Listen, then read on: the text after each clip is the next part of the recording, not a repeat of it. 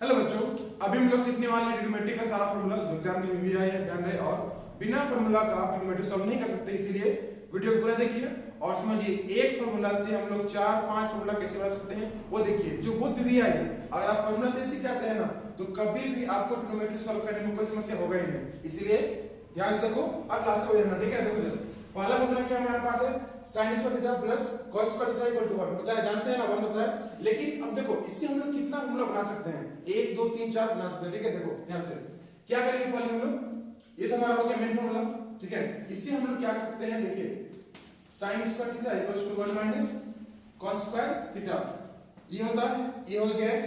अब हम लोग क्या करेंगे, इसका निकाल सकते हैं cos square theta equal to क्या होता है 1 माइनस sin स्क्वायर थीटा, ये भी होता है 2 हो गया।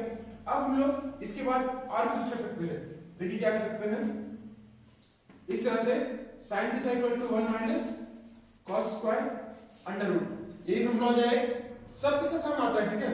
इसके बाद क्या होगा cos थीटा इक्वल टू क्या होगा 1 माइनस sin स्क्वायर थीटा, ये हो गया। मतलब एक फॉर्मूला से हम लोग 1 2 3 4 फॉर्मूला बना सकते हैं, और भी फॉर्मूला बन सकता है, ठीक है। लेकिन आपको 10th में इतना ही पढ़ाई करना है।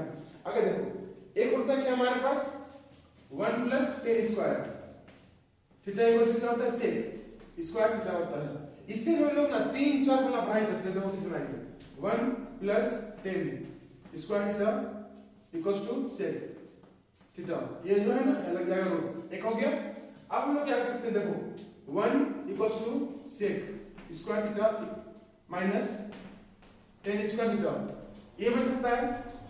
अब देखो क्या कर सकते हैं इसके अलावा हम लोग, और अब बारी है इसका, ठीक है। देखो क्या होगा sec स्क्वायर, या फिर हम लोग कर सकते हैं tan square theta equal to क्या होगा sec स्क्वायर थीटा माइनस 1, ये भी हो गया। अब हम लोग क्या कर सकते हैं इसके अलावा, टेन थीटा इक्वल टू क्या होगा sec स्क्वायर थीटा माइनस 1 का अंडर रूट। मतलब कहने का है ना, अगर आप ट्रिग्नोमेट्री में जितना फॉर्मूला है उसको सही से याद कर लेते हैं तो आपको ट्रिग्नोमेट्री सॉल्व करने में कोई समस्या नहीं होगा, बिल्कुल आप सही से बना सकते हैं। और ध्यान रहे ये आपको कंपलसरी याद करने करना पड़ेगा, चाहे आप 10th में हो, 11th में हो, 12th में हो, चाहे कहीं पढ़ाई कर रहे हो, बिना फॉर्मूला का ट्रिग्नोमेट्री बनता ही नहीं भाई लोग, समझ गए। और खास बात, बहुत जल्द मैं आपको इंजीनियरिंग का पढ़ाई शुरू करवा दूंगा, मतलब आया जो है ना जेईई मेंस सब शुरू हो जाएगा, ठीक है, ध्यान रहे। अब देखो ये तो हो गया।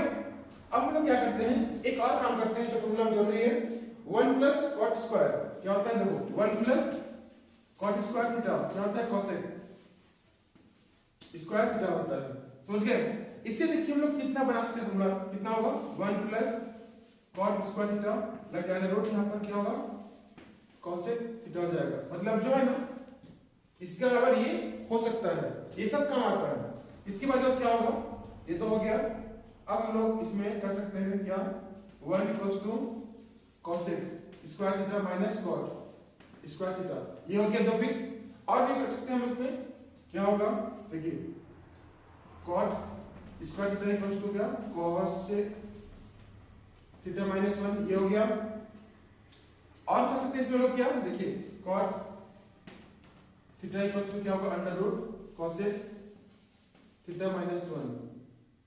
ये सब जो फॉर्मूला है ना, आप जब सॉल्व करेंगे ट्रिग्नोमेट्री आइडेंटिटी उसमें काम आएगा।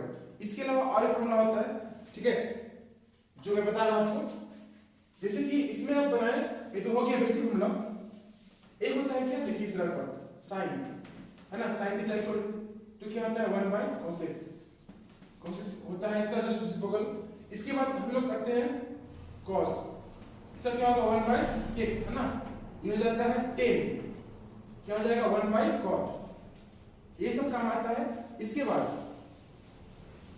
आप यहां देखिए क्या हो जाएगा हमारे पास cosec थीटा क्या हो जाएगा 1 बाय क्या होगा sin, यहां पर क्या हो जाएगा sec क्या होता है 1 बाय cos, क्या होता है cos। हर फॉर्मूला में बच्चे लोग ध्यान दीजिएगा, अगर ध्यान नहीं दीजिएगा तो दिक्कत हो जाएगा।